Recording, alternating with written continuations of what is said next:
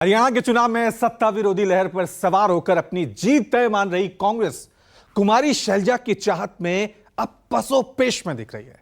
हालांकि कुमारी शैलजा ने ना तो पार्टी आलाकमान की आलोचना की है, ना ही राज्य के मुख्यमंत्री रह चुके भूपेंद्र हुड्डा के खिलाफ बोला है। लेकिन मुख्यमंत्री पद की महत्वाकांक्षा उनके इजहार के बाद बीजेपी लगातार कांग्रेस को अब घेर रही है।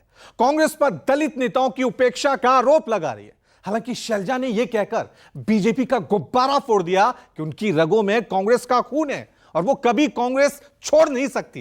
लेकिन शैलजा पर सियासत हरियाणा में थम नहीं रही है।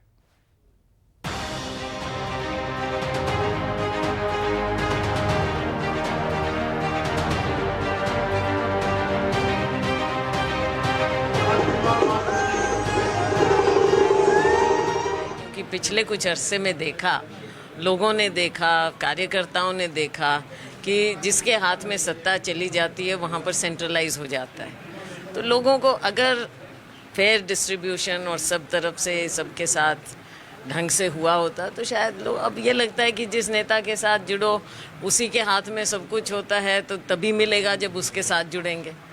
वरना अगर पार्टी के हिसाब से और सभी को मानते हुए, सबके काम को देखते हुए, कोई ये ना देखे कि आपके साथ कौन जुड़ा है या मेरे साथ या किसके साथ, तो शायद इस तरह की भावना नहीं आती।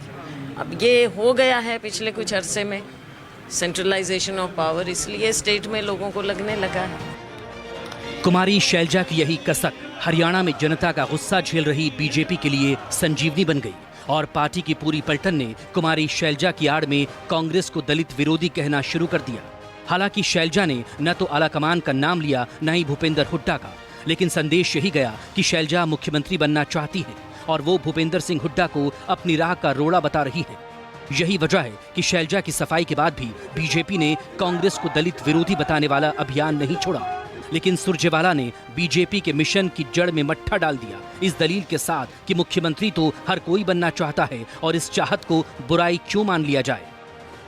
कांग्रेस का अगर इतिहास उठा करके देखें, इनका दलित विरोधी चेहरा बेनकाब होता है।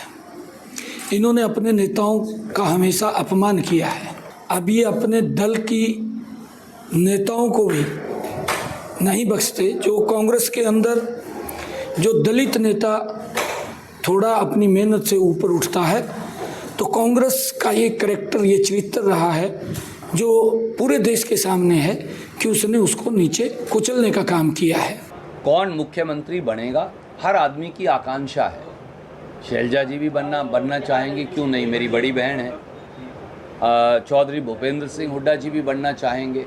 हम तीनों के अलावा कोई और साथी का भी राइट हो सकता है और आप प्रजातंत्र है ना। आखिर में ये निर्णय राहुल गांधी जी और खड़गे साहब करते हैं। जो वो निर्णय करेंगे वो हम सबको स्वीकार्य होगा। जिस दिन कुमारी शैलजा ने मुख्यमंत्री पद को लेकर अपनी चाहत का इजहार किया, उसी दिन बीजेपी को कांग्रेस पर हमले का हथियार मिल गया। पूर्व मुख्यमंत्री मनोहर लाल खट्टर ने खुद ही कुमारी शैलजा को बीजेपी में आने का न्योता भेज दिया, तो बीजेपी के आला नेताओं की टोली शैलजा की आड़ में कांग्रेस को दलित विरोधी बताने लगी। लेकिन सोमवार को शैलजा ने ये कहकर बीजेपी की बोलती बंद कर दी कि उनकी रगों में कांग्रेस का खून है। जैसे उनके पिताजी कांग्रेस के तिरंगे में लिपट कर गए थे, वैसे ही वो भी कांग्रेस के तिरंगे में लिपट कर जाएंगी। बीजेपी उन्हें नसीहत देना बंद कर दे। शैलजा की इस टिप्पणी के बाद मनोहर लाल खट्टर को कुछ कहते नहीं बना। और हमेशा से दलित नेताओं का अपमान करने का काम कांग्रेस पार्टी ने किया। चाहे डॉक्टर अशोक तंवर हो, चाहे बहन कुमारी शैलजा हो, सबका अपमान कांग्रेस ने किया है। और आंबेडकर जी, जब तक कांग्रेस की सरकार नहीं गई, बाबा आंबेडकर को भारत रत्न नहीं मिला। और भारतीय जनता पार्टी ने 5 तीर्थ आंबेडकर जी के लिए बनाए। आज हमारा जो भी वजूद है कांग्रेस पार्टी के कारण ही है और हमने ताउम्र पार्टी की सेवा की। वर्कर बेचारे लगे रहे हैं, काम कर रहे हैं, जमीन पर तो यही काम करते हैं ना। हमारे जैसे लोग तो जाके सिर्फ भाषण देते हैं, काम तो वर्कर करता है जमीन पर।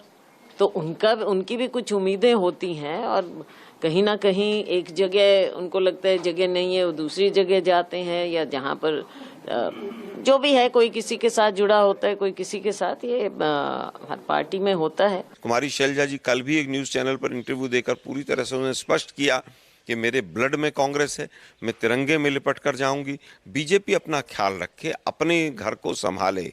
मैं